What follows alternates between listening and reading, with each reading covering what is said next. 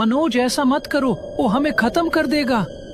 पिताजी ये सब मनगढ़ंत कहानियां हैं। कुछ नहीं होगा एक निवाला खाने से। मेरी बात मानो बेटा, ये परंपरा बहुत समय से चल रही है, हमें इसे तोड़ना नहीं है। इस बार मैं आपकी बात नहीं सुनूंगा पिताजी। आज इस झूठ का पर्दा फाश कर ही देते हैं।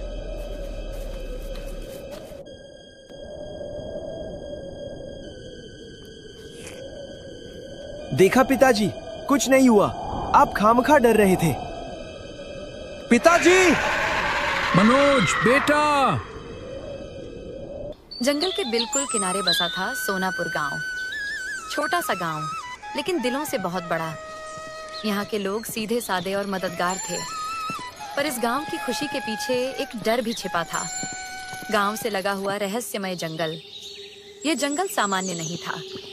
गांव वालों का मानना था कि उसमें कोई अदृश्य जंगल देवता वास करता है। सालों से एक अजीब नियम चला आ रहा था।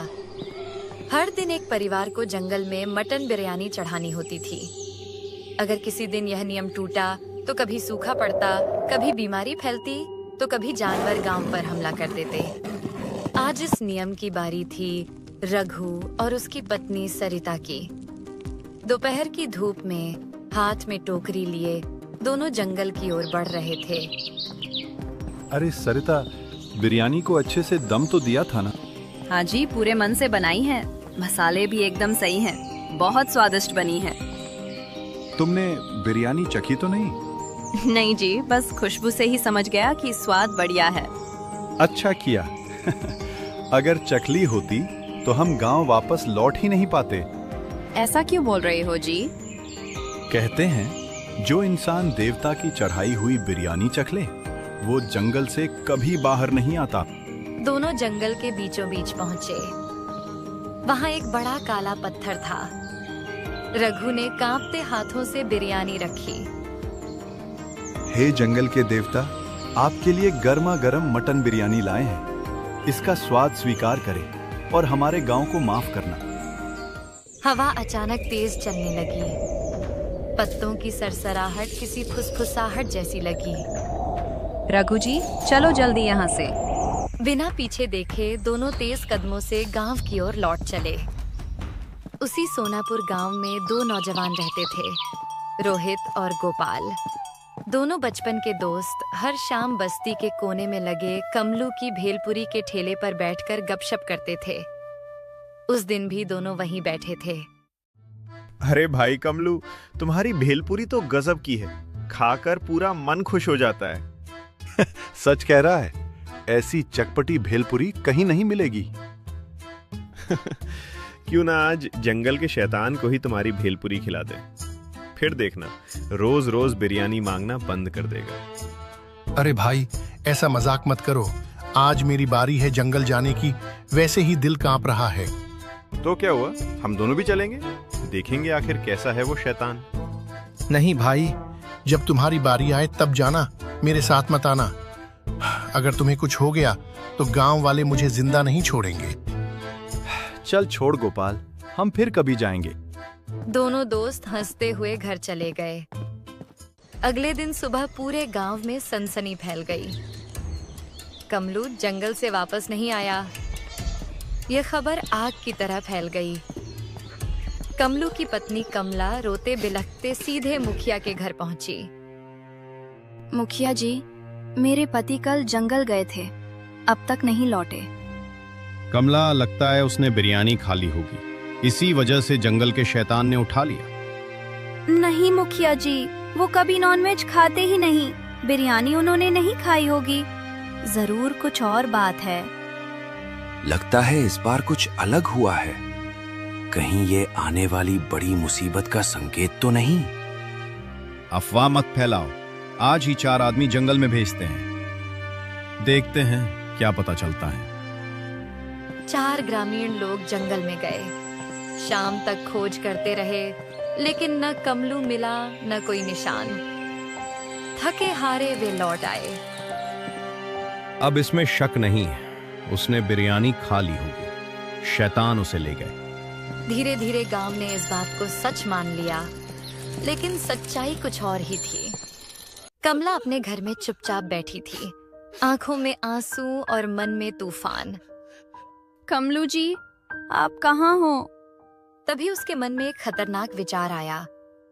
अगर आज मैं खुद जंगल जाऊं और जब वो शैतान बिरयानी लेने आए तो उसका पीछा करूं, शायद वही मुझे कमलू जी तक पहुंचा दे। कमला ने उसी पल फैसला कर लिया।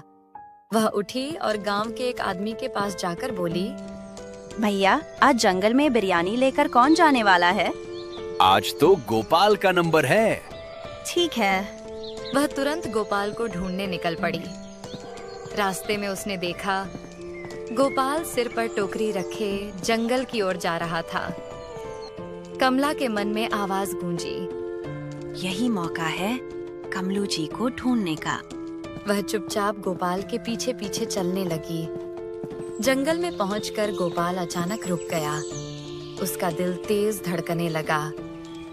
आज पता नहीं क्यों मन बहुत घबरा रहा है, कहीं कोई अनहोनी ना हो जाए। थोड़ी देर बाद वह उस काले पत्थर के पास पहुंचा। बिरयानी रखकर हाथ जोड़े, हे जंगल के देवता, ये आपकी भेंट है। इतना कहकर वह तेज कदमों से वापस लौट गया। कमला दूर एक पेड़ के पीछे छिपी सब कुछ देख रही थी। समय बीतता गया। अचानक पत्थर के पास हलचल हुई। कमला की आंखें फैल गईं। बिरयानी की टोकरी हवा में तैरने लगी। हे भगवान! कमला का गला सूख गया। वह बिरयानी धीरे धीरे जंगल के अंदर बढ़ने लगी। डर के बावजूद कमला ने दांत भींचे और उसका पीछा करने लगी। कुछ ही देर में वह एक अंधेरी गुफा के सामने पहुंची। कमला रुक गई। अंदर से अजीब सी ठंडी हवा आ रही थी। अगर मैं नहीं गई तो कमलू जी कभी नहीं मिलेंगे। हिम्मत जुटाकर वह गुफा के अंदर चली गई। 2 दिन बीत गए। कमला बाहर नहीं आई। गांव में हड़कंप मच गया। एक आदमी मुखिया से बोला, मुखिया जी, कमला 2 दिन पहले मुझसे पूछ रही थी कि जंगल जाने की बारी किसकी है। लगता है वो भी जंगल गई थी। मुखिया चिंतित हो गए। तभी भीड़ के बीच से कमला खुद चलती हुई आई। उसका चेहरा बदला हुआ था। आंखों में डर नहीं बल्कि कोई गहरी सच्चाई थी। कमला, क्या तुम जंगल में गई थी? हाँ मुखिया जी, और मुझे अब पता चल चुका है कि उस जंगल में शैतान कौन है। पूरा गांव सन्न रह गया। तो बताओ कौन है?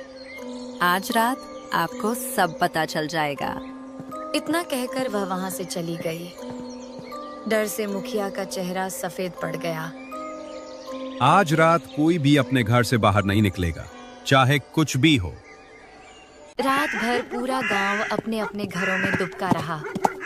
कोई दरवाजा नहीं खुला, कोई दीपक बाहर नहीं जला। हवा तक थमी हुई लग रही थी।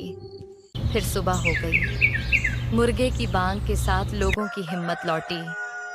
धीरे धीरे गांव वाले बाहर निकल आए। अरे भाई, पूरी रात शांति से निकल गई, कुछ भी तो नहीं हुआ। लगता वो कमला झूठ बोल रही थी। पति के जाने के गम में शायद दिमाग खराब हो गया है। लोग अभी बातें ही कर रहे थे कि अचानक गोपाल हांफता हुआ दौड़ता आया। उसका चेहरा सफेद पड़ा था। अरे भाइयों, बड़ी अनहोनी हो गई। क्या हुआ? मुखिया जी अपने घर में नहीं है, रात से गायब है। पूरा गांव सन्न रह गया। उधर मुखिया जी की नींद टूटी। ये मैं कहाँ आ गया? तभी सामने से किसी के कदमों की आवाज आई। कमला धीरे धीरे आगे आई। कमला, तुम यहाँ? और मैं यहाँ कैसे आ गया? मुखिया जी, घबराइए मत, आज आपको हर सवाल का जवाब मिलेगा। तभी पीछे से एक और आदमी आया। मुखिया जी की आंखें फटी रह गईं। कमलू, तुम जिंदा हो? हाँ मुखिया जी, मैं जिंदा हूँ और सब सच जानता हूँ। मुखिया का सिर चकराने लगा। ये सब क्या हो रहा है? तभी गुफा के अंधेरे से एक और आदमी बाहर आया। लंबा कद, पुराना चेहरा, ठंडी मुस्कान। उसे देखते ही मुखिया के होश उड़ गए। नहीं, ये मुमकिन नहीं। तुम कैसे जिंदा हो? तुम तो 10 साल पहले मर चुके थे। मरा हुआ? नहीं हेमंत, मैं तो तब से जिंदा हूं जब से इस जंगल का सबसे बड़ा झूठ शुरू हुआ था। ये बात 10 साल पुरानी थी। उस समय सोनापुर गांव खुशहाल था। खेत लहलहाते थे और लोगों के चेहरों पर भरोसा झलकता था। उस वक्त गांव के मुखिया थे रमन ठाकुर, ईमानदार, निडर और विकास को सबसे ऊपर रखने वाले इंसान। गांव में एक मजबूत पुल बनने वाला था जिससे जंगल के उस पार के गांवों से रास्ता जुड़ जाता। एक दिन रमन ठाकुर के घर हेमंत आया। साथ में गांव के 2 और आदमी थे। मुखिया जी, ये पुल वुल छोड़िए। जो पैसा आया है हम आपस में बांट लेंगे। मैं गांव वालों को कोई कहानी सुना दूंगा। सबका फायदा होगा। हेमंत, तुम्हारे जैसे लालची लोगों की वजह से ही गांव आगे नहीं बढ़ता। मैं पुल बनवाऊंगा और तुम्हें एक फूटी कौड़ी भी नहीं मिलेगी। मुखिया जी, आप अच्छा नहीं कर रहे। इसका अंजाम बहुत बुरा होगा। इतना कहकर वह चला गया। घर पहुंचते ही हेमंत का गुस्सा साजिश में बदल गया। उसने गांव के एक आदमी संजय को अपने साथ मिला लिया। कुछ दिनों बाद संजय मुखिया के घर आया। मुखिया जी, आज मेरी बेटी का जन्मदिन है। घर में बिरयानी की दावत रखी है, आप जरूर आइए। जरूर आऊंगा संजय। शाम को रमन ठाकुर संजय के घर पहुंचे। घर कुछ ज्यादा ही सुनसान था। अरे संजय, आज तो तुम अकेले ही हो, बाकी लोग नहीं आए। वो सब खाकर चले गए मुखिया जी, बस आप ही रह गए थे। उसने थाली परोसी, गर्मा गर्म मटन बिरयानी। रमन ठाकुर ने जैसे ही पहला निवाला मुंह में रखा, उनका चेहरा बदल गया। संजय, ये। उनके हाथ कांपने लगे, सांस भारी हो गई। कुछ ही पल में वह जमीन पर गिर पड़े। तभी दरवाजा खुला। बहुत ईमानदारी दिखा दी आपने मुखिया जी। रात के अंधेरे में हेमंत ने रमन ठाकुर को बैलगाड़ी में डाला और जंगल के अंदर फेंक आए। अगले दिन हेमंत ने पूरे गांव को झूठ बोला।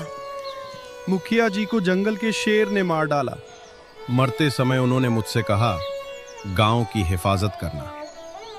गांव वालों ने सच मान लिया और उसी दिन से हेमंत सोनापुर का नया मुखिया बन गया। लेकिन उसका पाप मरकर भी जंगल में जिंदा रह गया था। घना जंगल, वही जगह। कमला, कमलू और रमन ठाकुर हेमंत को उसी स्थान पर लेकर आए। हेमंत, तुम्हारे पापों का घड़ा भर चुका है। अब तुम्हें सजा मिलना जरूरी है। मुखिया जी, मुझे माफ कर दीजिए। जो किया बहुत बड़ा अपराध था। लालच ने मुझे अंधा कर दिया। अब इस माफी का कोई मतलब नहीं। आज तुम्हें वही बिरयानी खानी होगी जो 10 साल पहले तुमने मुझे खिलाकर मारा था। कमला और कमलू चुपचाप आगे बढ़े। कांपते हाथों से उन्होंने हेमंत को बिरयानी खिलाई। कुछ ही पलों में उसका चेहरा नीला पड़ने लगा और वह जमीन पर गिर पड़ा। जंगल में सन्नाटा छा गया। कमला, तुमने मुझे न्याय दिलाया। अब सोनपुर की जिम्मेदारी तुम्हारी है। मुखिया जी, ये मेरे लिए गर्व की बात है। मैं आपका अधूरा सपना पूरा करूंगी। वो पुल, वही मेरा सपना था। मैं वो पुल जरूर बनवाऊंगी। अब मेरे जाने का समय आ गया है। उसी पल जंगल के रास्ते से वही 2 आदमी सामने आए जो कुछ दिन पहले रहस्यमय ढंग से गायब हुए थे। वे सुरक्षित थे। मुखिया का शरीर धीरे धीरे हवा में घुलने लगा। अगले दिन पूरा गांव इकट्ठा हुआ। कमला और कमलू ने सबको सच्चाई बता दी। गांव वालों की आंखें खुल गईं। कमला को सर्वसम्मति से सोनापुर की नई सरपंच चुना गया। कुछ ही दिनों में पुल का काम शुरू हो गया। गांव फिर से खुशहाल बनने लगा और इस तरह एक ईमानदार मुखिया का अधूरा सपना पूरा हो गया। यही इस कहानी का अंत है, जहां डर हार गया और सच जीत गया।